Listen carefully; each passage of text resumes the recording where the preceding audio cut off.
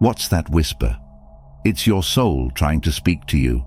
There are moments in life when you feel a nudge, a quiet whisper urging you to look beyond the surface of your day-to-day routine.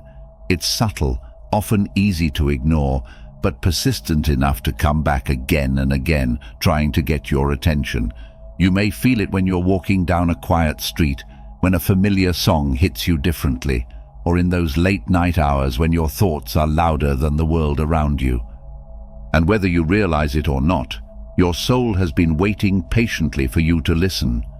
Will you heed its call? Your soul is your guide.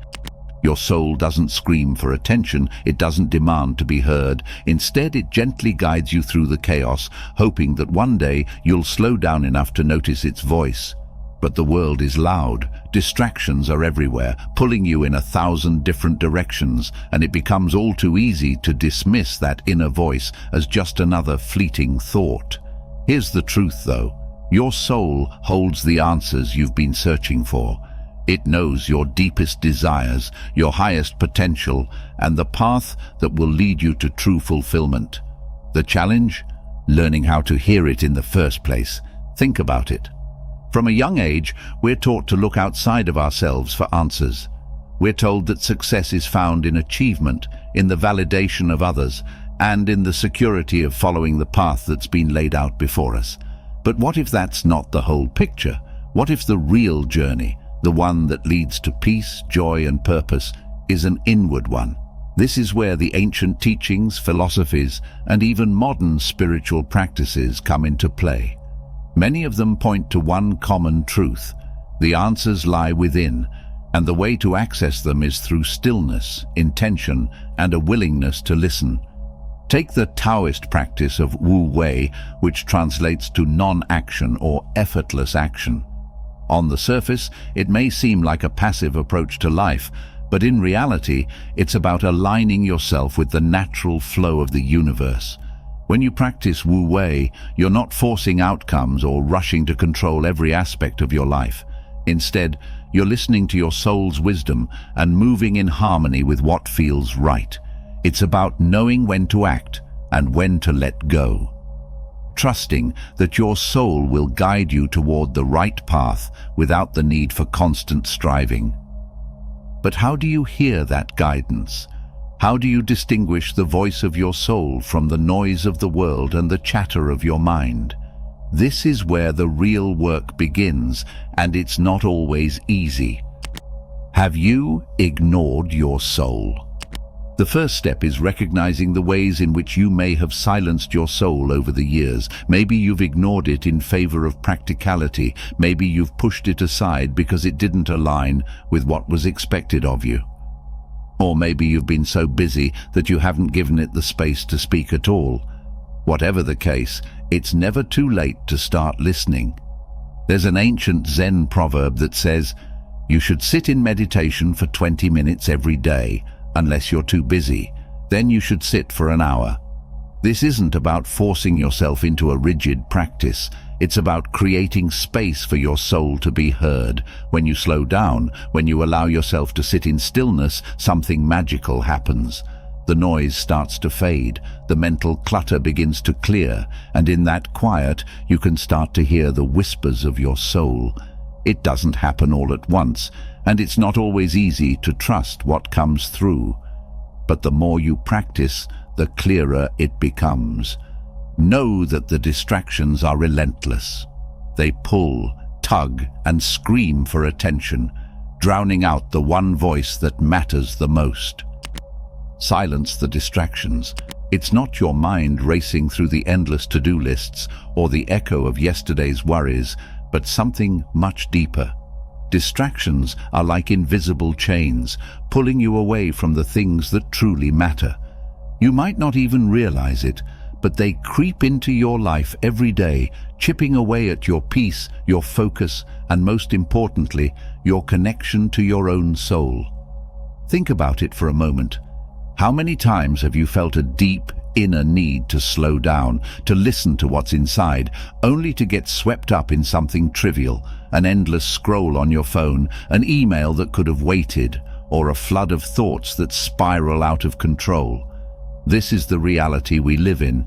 Distractions are everywhere, and they're not just physical things. Sometimes they're internal, the mind wandering off into 1,000 different directions, dragging you along for the ride. You might find yourself thinking about something you need to do tomorrow, or replaying an uncomfortable conversation from earlier in the day, all while the moment you're in slips away unnoticed. It's in those moments that your soul, quietly and patiently, waits for you to return. The hardest part? Distractions don't always feel bad in the moment. That quick check on social media, the stream of notifications, they give you a little rush, a fleeting sense of importance. But over time, those moments add up, leaving you feeling more disconnected than ever. It's like trying to listen to a soft melody playing in the background while the volume of everything else keeps getting louder and louder. It's a strange irony. We live in an age where connection is instant, but that connection is often shallow and fleeting. The moment we open our eyes, we are greeted by the bright glow of screens, the buzz of notifications, and the urgency of news. These distractions, so easily dismissed as harmless, are anything but. They rob us of something sacred, the space where our soul speaks, where true insight is born. In the teachings of the mystics, silence is not simply the absence of sound, but the presence of something far more profound. The Sufi poets would describe this silence as the doorway to the divine, a place where the noise of the world dissolves and only the heart's truth remains.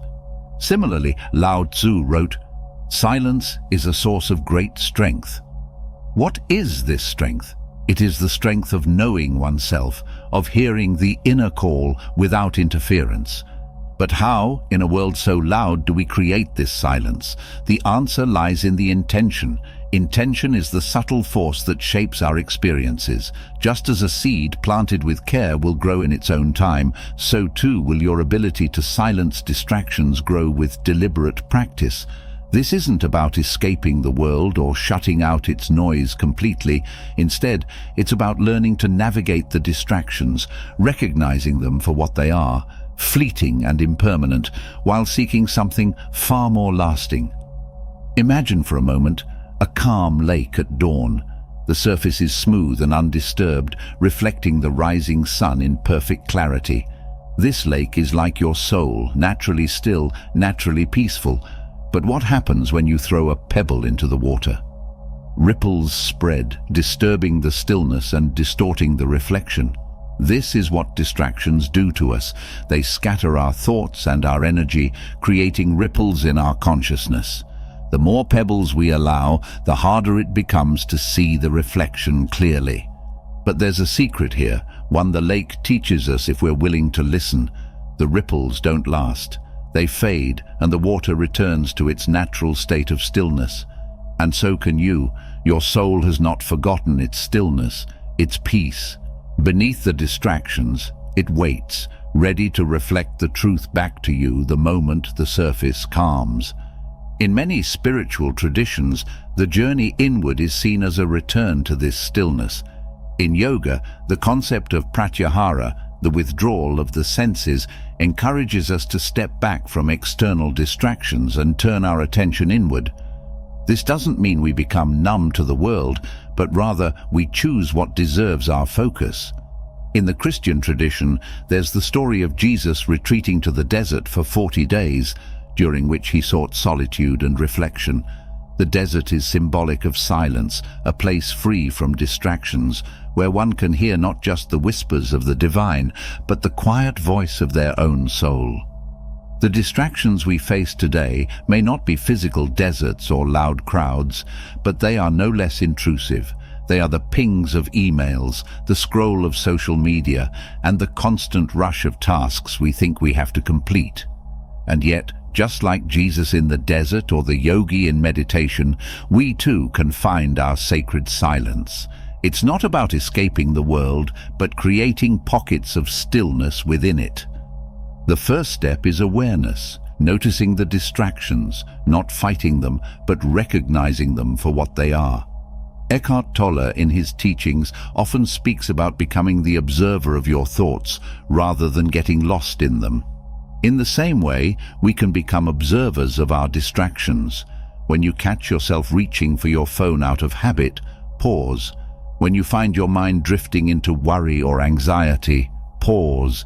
In that pause, you create a moment of stillness, a moment where the soul can breathe. Nothing is as urgent as it seems. As you begin to practice this awareness, something remarkable happens.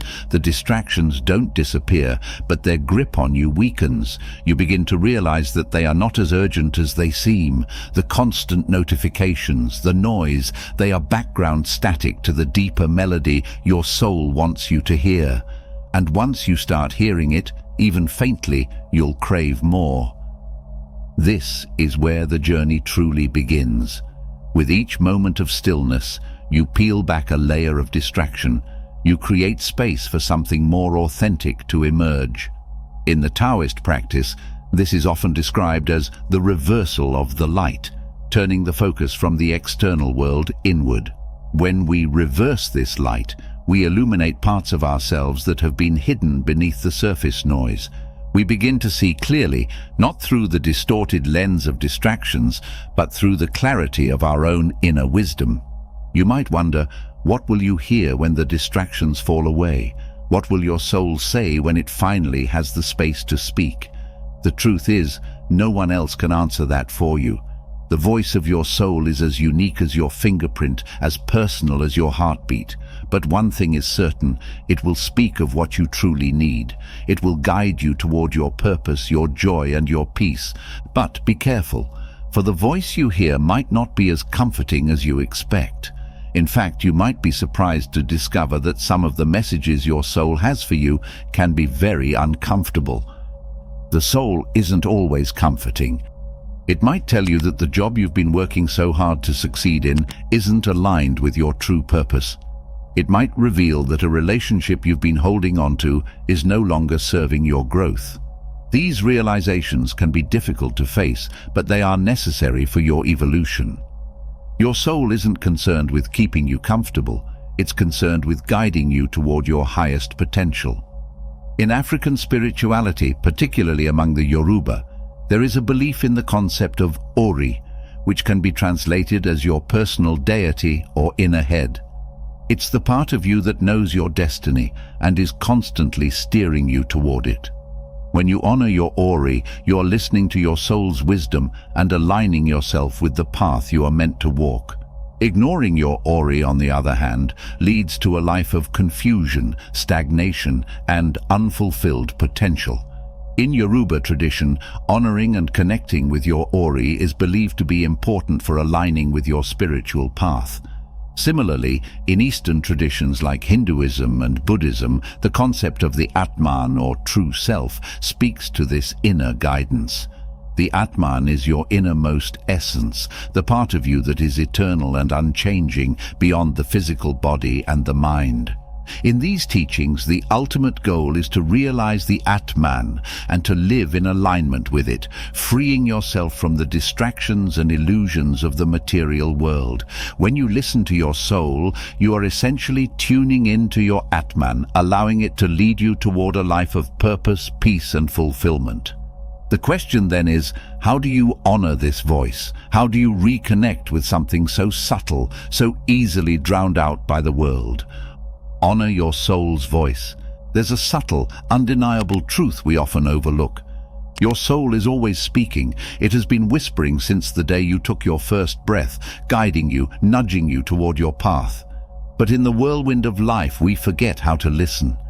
We lose touch with that voice, trading it for external noise, for expectations, and for the countless demands placed upon us. One of the most profound ways to begin honoring your soul is through intentional solitude. Now, solitude doesn't mean isolation. It doesn't require that you retreat to a mountaintop or abandon the world. It simply means carving out moments of quiet in your daily life, pockets of time where the noise is silenced and the focus is entirely on your inner landscape. It could be a morning ritual, a moment at dusk, or even a few minutes before bed where you consciously let go of distractions. In these moments, listen. Ask yourself, what does my soul need today? These small, sacred pauses allow you to reconnect with the essence of who you are. Over time, you'll find that your soul will speak more clearly and you'll recognize its voice more easily.